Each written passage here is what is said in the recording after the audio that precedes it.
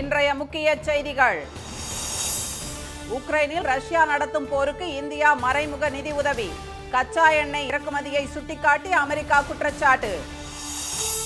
2000 சதுர கிலோமீட்டர் இந்திய நிலப்பரப்பை சீனா கைப்பற்றியதாக பிரச்சாரம். ராகுல் காந்திக்கு எதிரான அவமதிப்பு வழக்குக்கு தடை விதித்தது உச்சநீதிமன்றம். இந்தியாவின் மின் வாகன உற்பத்தியின் தலைநகர் தமிழ்நாடுதான். வின்பாஸ்ட் தொழிற்சாலையை திறந்து வைத்து ஸ்டாலின் திட்டவட்டம். உத்தரப்பிரதேசம் மற்றும் பீகாரில் கொட்டி தீர்க்கும் கனமழை. கங்கை ஆற்றில் வெள்ளம் பெருக்கெடுத்ததால் 17 மாவட்டங்கள் பாதிப்பு.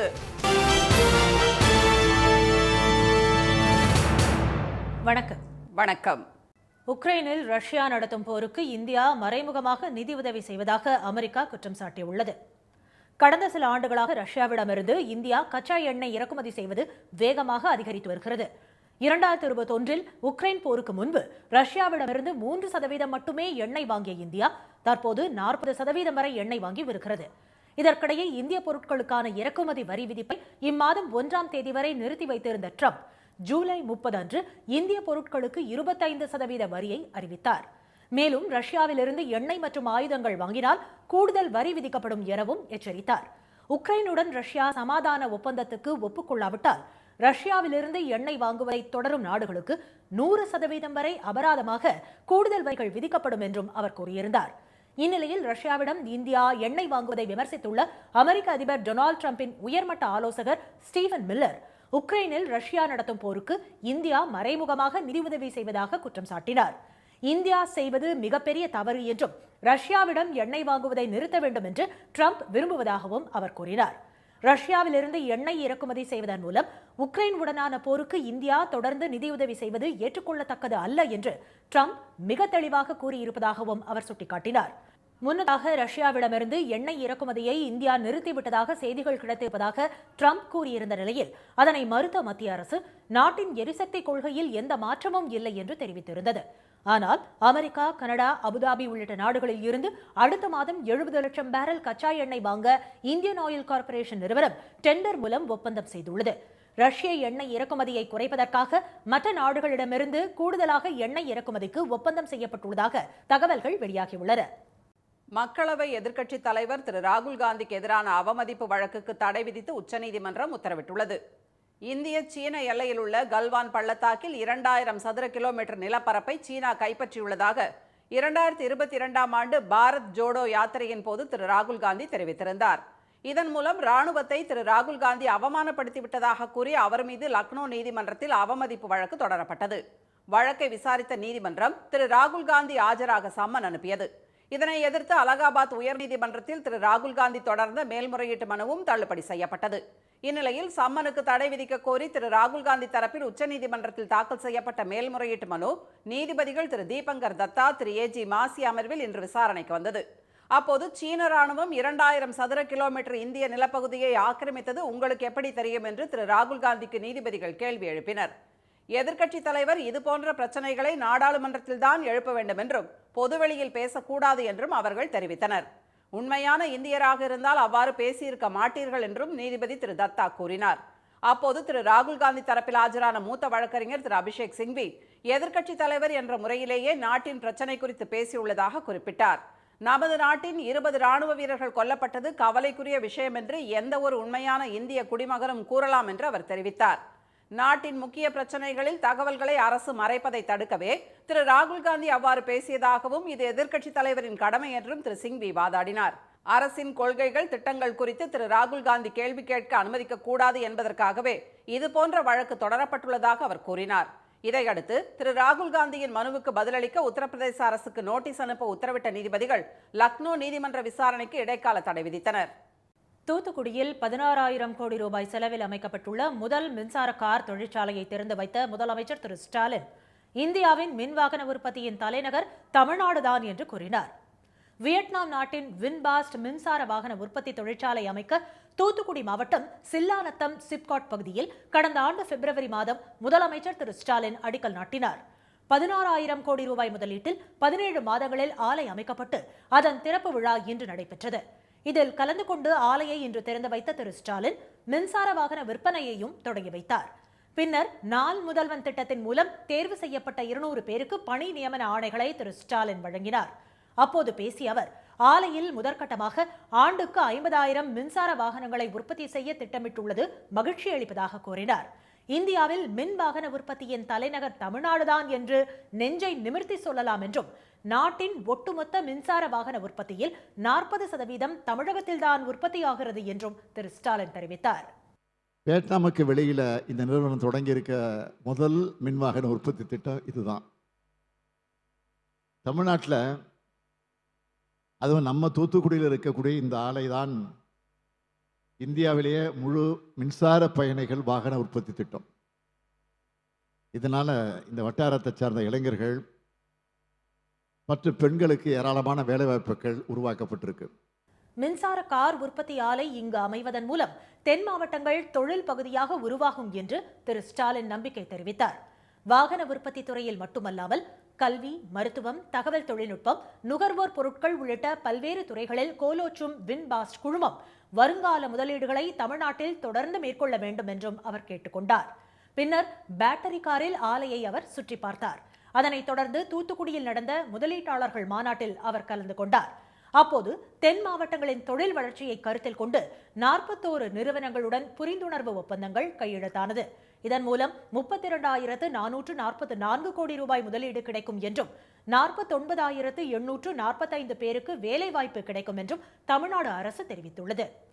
தூத்துக்குடி மாவட்டத்தில் 250 ஏக்கர் பரப்பளவில் ஒரு விண்வெளி பூங்கா, ஸ்பேஸ் பார்க் அமைக்கப்படும்.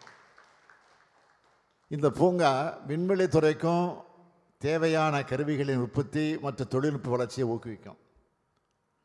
2வது அறிவிப்பு,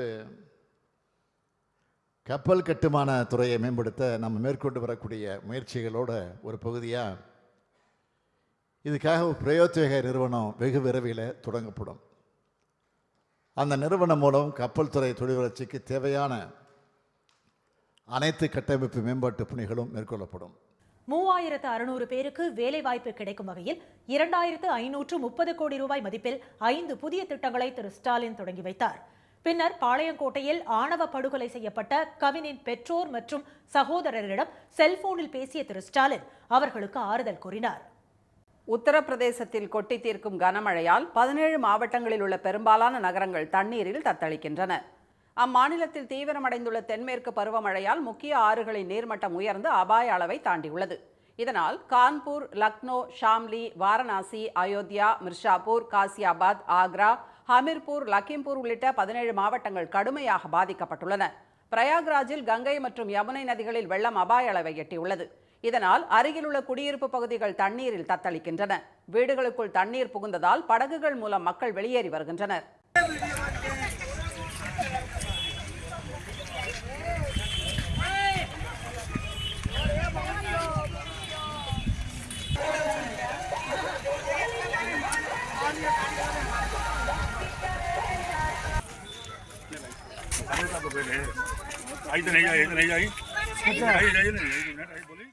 கங்கை ஆற்றின் நீர்மட்டம் தொடர்ந்து அதிகரித்து வருவதால் வாரணாசி மாவட்டத்தின் 32 கிராமங்கள் பாதிக்கப்பட்டுள்ளன. தாழ்வான பகுதிகளில் இருந்து 6,583 பேர் பாதுகாப்பான இடங்களில் தங்க வைக்கப்பட்டுள்ளனர். அயோத்தியாவில் ராம்நகரியின் ஜல்வன்புரா பகுதி தண்ணீரில் தத்தளிக்கிறது. கான்பூரில் தொடர்ந்து பெய்து வரும் கனமழையால் சாலைகள் குளமாகின. எதிரில் வரும் வாகனங்கள் தெரியாததால் வாகனங்கள் முகப்பு விளக்குகளை எரியவிட்டபடி சென்றன.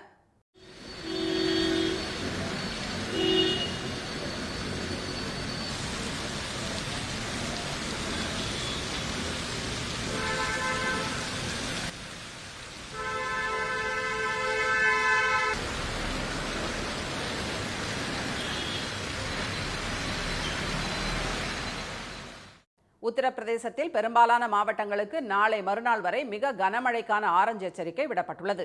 கடந்த 24 மணி நேரத்தில் பெய்த மழை, இடி, மின்னலுக்கு இதுவரை 12 பேர் பலியாகியுள்ளதாக அம்மாநில அரசு தெரிவித்துள்ளது. வெள்ளம் பாதித்த பகுதிகளுக்கு நிவாரணப் பணிகளை வேகப்படுத்த 11 பேர் அடங்கிய குழுவை அம்மாநில முதலமைச்சர் திரு யோகி ஆதித்யநாத் அனுப்பியுள்ளார். மேலும் தேசிய மற்றும் மாநில பேரிடர் குழுவினர் மீட்பு பணிகளில் ஈடுபடுத்தப்பட்டுள்ளனர். இதனிடையே பீகார் மாநிலம் பாட்னாவில் வெளுத்து வாங்கிய மழையால் மதுபானி, பூர்ணியா உள்ளிட்ட மாவட்டங்கள் பாதிக்கப்பட்டுள்ளன. கங்கை, கேங்டாக், கோசி, பாக்மதி, மகானந்தா உள்ளிட்ட ஆறுகளின் நீர்மட்டம் தொடர்ந்து உயர்ந்து வருகிறது.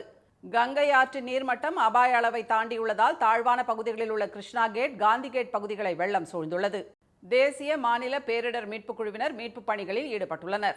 இதனிடையே உத்தராகண்ட் மாநிலத்தில் பெய்து வரும் கனமழையால் டேராடூனில் தம்சா ஆற்றில் ஏற்பட்ட வெள்ளப்பெருக்கு அங்குள்ள தப்கேஸ்வர் மகாதேவ் கோயில் வரை தண்ணீர் செல்கிறது.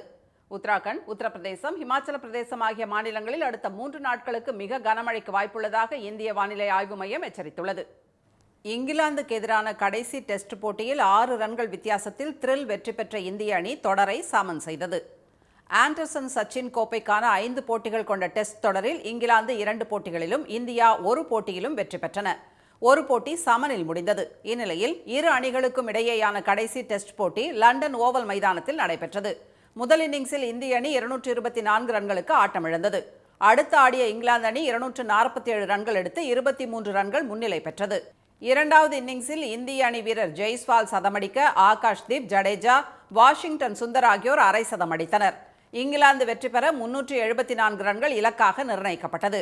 ஜோ ரூட், ஹாரி புரூக் இருவரும் சதமடிக்க 4வது நாளான நேற்று இங்கிலாந்து அணி 6 விக்கெட் இழப்பிற்கு 339 ரன்கள் எடுத்தது. கடைசி நாளான இன்று இந்தியாவின் வெற்றிக்கு 4 விக்கெட்டுகளும் இங்கிலாந்தின் வெற்றிக்கு 35 ரன்களும் தேவைப்பட்டதால் ஆட்டம் சூடு பிடித்தது. இந்திய வீரர்கள் முகமது சிராஜ், பிரசித் கிருஷ்ணா இருவரும் அனல் பறக்க பந்து வீசினர். இதில் அடுத்தடுத்து இங்கிலாந்தின் விக்கெட்டுகள் சரிந்ததால் அந்த அணி 367 ரன்களுக்கு ஆட்டமிழந்தது. 6 ரன்கள் வித்தியாசத்தில் த்ரில் வெற்றி பெற்ற இந்திய அணி தொடரை 2-2 என்ற கணக்கில் சமன் செய்தது. மேலும் ஆண்டர்சன் சச்சின் கோப்பையை இந்தியா தக்க வைத்துக் கொண்டது. அபாரமாக பந்து வீசிய சிராஜ் 9 விக்கெட்டுகளும், பிரசித் கிருஷ்ணா 8 விக்கெட்டுகளையும் வீழ்த்தினர். அதிமுக ஆட்சியில் 6000 ஏரிகள் தூர்வாரப்பட்டுள்ளதாக அதிமுக பொதுச் செயலாளர் எடப்பாடி திரு பழனிசாமி தெரிவித்துள்ளார். மக்களை காப்போம், தமிழகத்தை மீட்போம் என்ற பெயரில் மாநிலம் முழுவதும் திரு பழனிசாமி பிரச்சாரம் மேற்கொண்டு வருகிறார். நெல்லையில் விவசாய சங்க நிர்வாகிகளுடன் அவர் இன்று ஆலோசனை நடத்தினார்.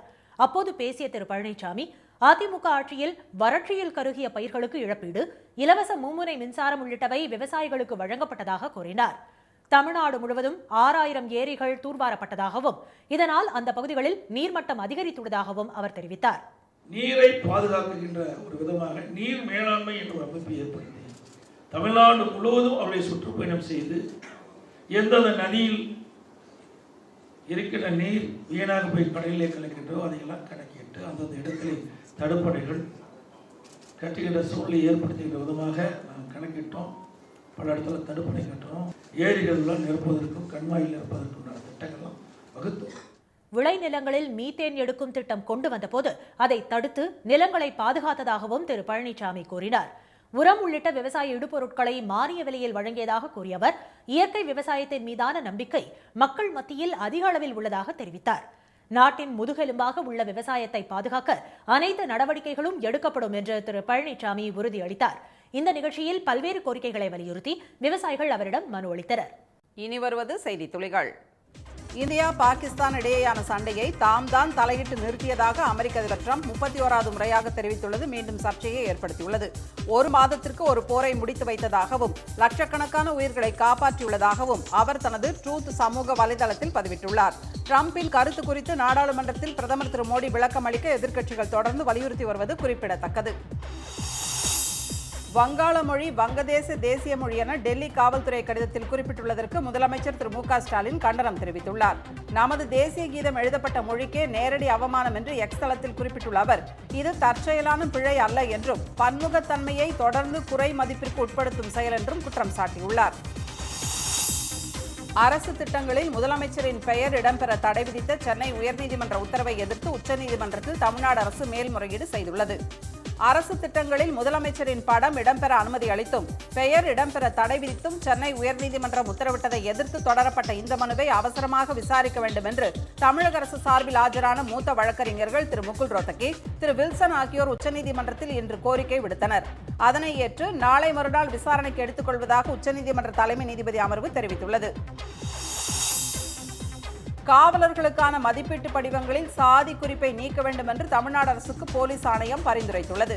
சென்னை உயர்நீதிமன்ற ஓய்வு பெற்ற நீதிபதி திரு சி.டி. செல்வம் தலைமையில் அமைக்கப்பட்ட தமிழ்நாடு 5ஆம் போலீஸ் ஆணையம் மற்ற உயரதிகாரிகள் மற்றும் IPS அதிகாரிகளின் வருடாந்திர பணி மதிப்பீட்டு அறிக்கையில் சாதி குறிப்புகள் இல்லாத நிலையில் அவர்களின் கீழ் பணியாற்றும் காவலர்களுக்கும் சாதி பற்றி குறிப்பிடும் பகுதி தேவையில்லை என்று தெரிவித்துள்ளது. டெல்லியில் நடைபயிற்சி மேற்கொண்டிருந்த மயிலாடுதுறை தொகுதி காங்கிரஸ் எம்பி செல்வி சுதா அணிந்திருந்த தங்கச்சங்கிலியை பைக்கில் வந்த மர்ம நபர் பறித்துச் சென்ற சம்பவம் அதிர்ச்சியை ஏற்படுத்தியுள்ளது. 24 மணி நேரமும் போலீஸ் பாதுகாப்பு நிறைந்த போலந்து நாட்டின் தூதரகம் அருகே நடந்த இந்த துணிகர சம்பவம் குறித்து உள்துறை அமைச்சர் திரு அமித்ஷாவுக்கு கடிதம் எழுதியுள்ள செல்வி சுதா சாணிக்கியாபுரி காவல் நிலையத்திலும் புகார் அளித்துள்ளார். நாடாளுமன்ற உறுப்பினர்ன்றதுனால உடனடியாக என்னால் காவல்துறை அணுக முடியுது, உடனடியாக ஸ்பீக்கர் அணுக முடியுது, உடனடியாக உயர் அதிகாரிகள் அணுக முடிகின்றது. ஆனால் சாதாரண ஏழை பெண்கள், சாதாரண பின்புலத்தில் இருக்கின்ற பெண்கள் இப்படிப்பட்ட மோசமான சம்பவங்கள் நடக்கும்போது எப்படி காவல் அதிகாரிகளே உடனடியாக அணுக முடியும்? அவங்ககிட்ட நீதி கிடைக்கும் அவங்களுக்கு. தம்மை முதலமைச்சராக்கிய திருமதி சசிகலாவையே யார் என்று கேட்ட துரோகத்தின் சாயல் படிந்த எடப்பாடி திரு பழனிசாமி துரோகத்தை பற்றி பேசலாமா என்று அமைச்சர் திரு சேகர் பாபு கேள்வி எழுப்பியுள்ளார். சிறிய உடல்நலக்குறைவு காரணமாக சிகிச்சை பெற்று வந்த முதலமைச்சரை திரு ஓ பன்னீர்செல்வம் சந்தித்தது துரோகத்தின் வெளிப்பாடு என்று திரு பழனிசாமி கூறியதற்கு அவர் இவ்வாறு பதிலடி கொடுத்துள்ளார். நலம் காக்கும் ஸ்டாலின் திட்டம் தொடங்கிய ஒரே நாளில் 44,018 பேர் பயனடைந்துள்ளதாக சுகாதாரத்துறை தெரிவித்துள்ளது. மாநிலம் முழுவதும் நேற்று முன்தினம் தொடங்கிய இந்த சிறப்பு முகாம் ஒவ்வொரு சனிக்கிழமை காலை 9 மணி முதல் மாலை 4 மணி வரை நடைபெறவுள்ளது. பொது மருத்துவம், பொது அறுவை சிகிச்சை, எலும்பியல், மகளிர் மருத்துவம் உள்ளிட்ட பல்வேறு வகையான நோய்களுக்கு சிகிச்சை அளிக்கப்படுகிறது. ஜார்க்கண்ட் முன்னாள் முதலமைச்சர் சிபு சோரன் உடல்நலக்குறைவால் காலமானார். அவருக்கு வயது 81. சிறுநீரக பிரச்சனை காரணமாக டெல்லி கங்காராம் மருத்துவமனையில் 1 மாத காலமாக சிகிச்சை பெற்று வந்த சிபு சோரன் சிகிச்சை பலனின்றி இன்று காலை காலமானார். குருஜி என்று அழைக்கப்படும் அவரது மறைவுக்கு இரங்கல் தெரிவித்துள்ள பிரதமர் திரு மோடி அயராது அர்ப்பணிப்புடன் பொது வாழ்வில் படிப்படியாக உயர்ந்தவர் சிபு சோரன் என்றும் பழங்குடி மக்கள் மற்றும் ஒடுக்கப்பட்டவர்களுக்கு அதிகாரம் அளிப்பதில் ஆர்வம் கொண்டவர் என்றும் புகழாரம் சூட்டியுள்ளார். சிபு சோரன் மறைவுக்கு இரங்கல் தெரிவித்து மாநிலங்களவை நாள் முழுவதும் ஒத்திவைக்கப்பட்டது. நெல்லை கவின் ஆணவ படுகொலை குறித்து தாமாக முன்வந்து உயர்நீதிமன்றம் விசாரிக்க கோரி உயர்நீதிமன்ற மதுரை கிளையில் மனு தாக்கல் செய்யப்பட்டுள்ளது. இந்த வழக்கை IPS பதவிக்கு குறையாத அலுவலரை கொண்டு விசாரிக்கவும் சம்பந்தப்பட்ட காவலர்களையும் வழக்கில் சேர்க்கவும் உத்தரவிடக் கோரி வழக்கறிஞர்கள் பினேகாஸ் மற்றும் செல்வகுமார் ஆகியோர் நீதிபதிகள் திரு SM சுப்பிரமணியம், திருமதி மரியா கிளாட் அமர்வில் முறையிட்டனர். அப்போது மனுவாக தாக்கல் செய்தால் விசாரணைக்கு எடுப்பதாக நீதிபதிகள் தெரிவித்தனர். வைகை அணை நீர்மட்டம் 68.5 அடியாக உயர்ந்ததை அடுத்து மதுரை, தேனி, திண்டுக்கல், சிவகங்கை, ராமநாதபுரம் ஆகிய 5 மாவட்டங்களுக்கு 2ஆம் கட்ட வெள்ள அபாய எச்சரிக்கை விடுக்கப்பட்டுள்ளது. வைகை ஆற்றில் இறங்கவோ, கடக்கவோ, குளிக்கவோ வேண்டாம் என்று பொதுமக்களுக்கு பொதுப்பணித்துறை எச்சரிக்கை விடுத்துள்ளது. வைகை அணைக்கு நீர்வரத்து வினாடிக்கு 1594 கனஅடியாக உள்ள நிலையில் அணையிலிருந்து 769 கனஅடி தண்ணீர் வெளியேற்றப்படுகிறது. தமிழ்நாடு கர்நாடக எல்லையில் சாலையில் காய்கறிகளை ஏற்றி வந்த லாரியை மறித்து அதிலிருந்த காய்கறிகளை கீழே தள்ளி ருசித்த யானையால் வாகன ஓட்டிகள் அச்சமடைந்தனர்.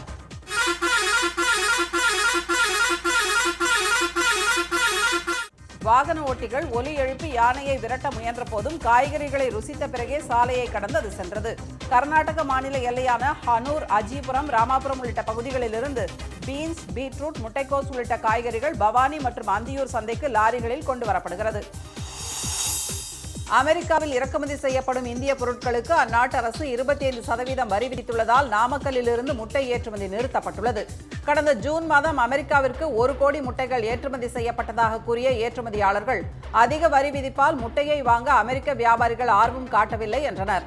இந்த விவகாரத்தில் மத்திய அரசு அமெரிக்காவுடன் பேச்சுவார்த்தை நடத்தி உரிய தீர்வு காணும் வரை அந்நாட்டிற்கான ஏற்றுமதியை நிறுத்தியுள்ளதாக முட்டை ஏற்றுமதியாளர்கள் தெரிவித்துள்ளனர்.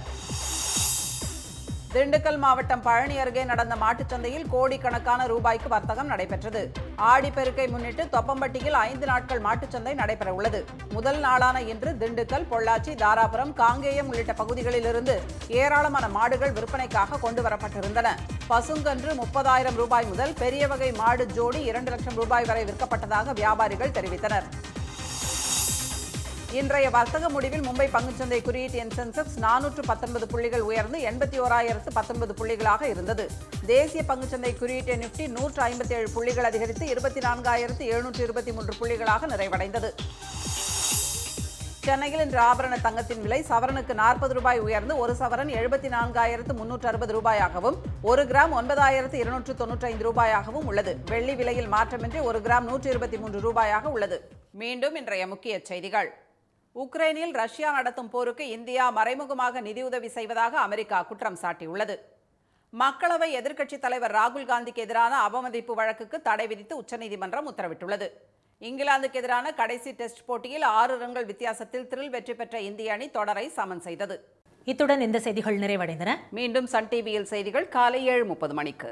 செய்திகளை உடனுக்குடன் தெரிந்து கொள்ள QR கோடை ஸ்கேன் செய்து சன் நியூஸ் வாட்ஸ்அப் சேனலில் இணைந்திருங்கள். வணக்கம். வணக்கம்.